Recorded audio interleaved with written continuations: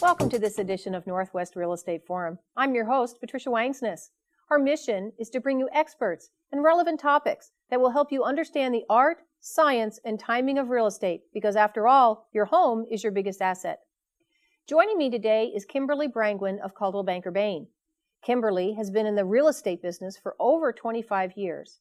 She has vast experience in selling real estate, managing selling brokers, and being a great resource and support to the community as a whole. Currently, Kimberly is part of the training and education team at Coldwell Bain, and she specializes in a wide variety of topics. Welcome, Kimberly. Thanks. I'm glad to be here. So, Kimberly, in this environment that we're experiencing now, the market has changed. We have low inventory and we have increased sales. And people are pricing the home sometimes a little bit less. Sometimes it's a great property that hasn't been on the market in a long time, and there's a lot of interest. Tell us what we need to know about a multiple offer situation. They don't happen very often, but when they do, boy, it's a firestorm. Well, it can be very stressful for everybody concerned.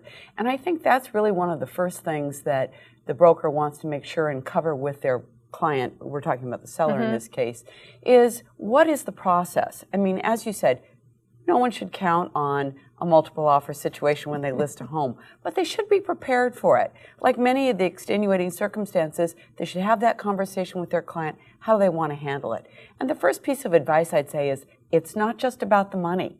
Sometimes people will be very attracted to the highest price, but that doesn't mean you're going to get it. So what they really want to do and go over between client and broker is, what are all the features that are relevant to getting this property closed and the money in the seller's pocket. Sometimes a lower price but a stronger offer in other ways can be the better choice. And the seller has the right to choose the offer that's in their best interest. They're not obligated to take the first offer that's written. They're not obligated to take the offer that's the highest.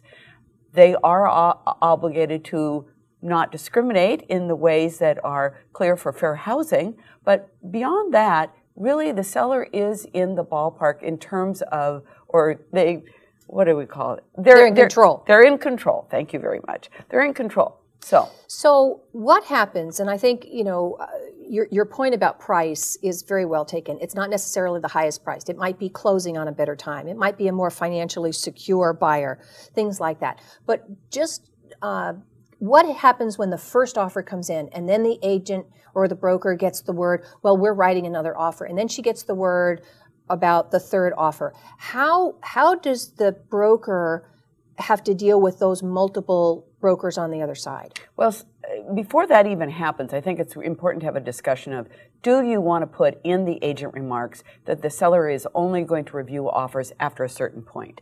For some properties that you think are really well located, really well priced, have an emotional appeal in this market that inventory is tight, you might want to put that in from the beginning. The multiple requires that the seller actually write a letter to that effect and that is posted. But I would always recommend at least a week on the market, but no more.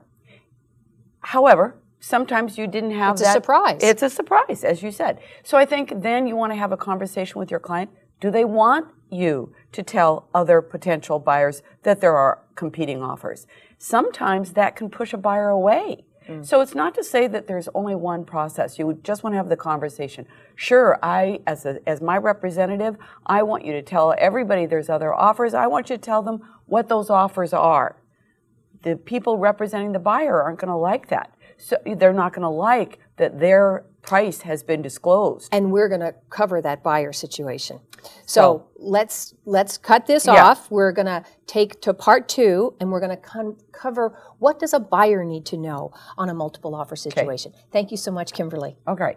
Thanks for watching part 1 of our conversation with Kimberly Brangwin of Coldwell Bain. Join us again next week for part 2 when we finish our conversation to learn more about multiple offer situations and what you need to know. Remember, whether you're buying, selling, or sitting on the sidelines, keep watching for important information on topics that are impacting your biggest asset, your home. To learn more about this and other shows, please visit us at northwestrealestateforum.com or check us out on Facebook. While you're there, be sure to order your free copy of Seattle's Best Places. I'll bet you find something new fun to do. I'm your host, Patricia Wangsness. See you next time.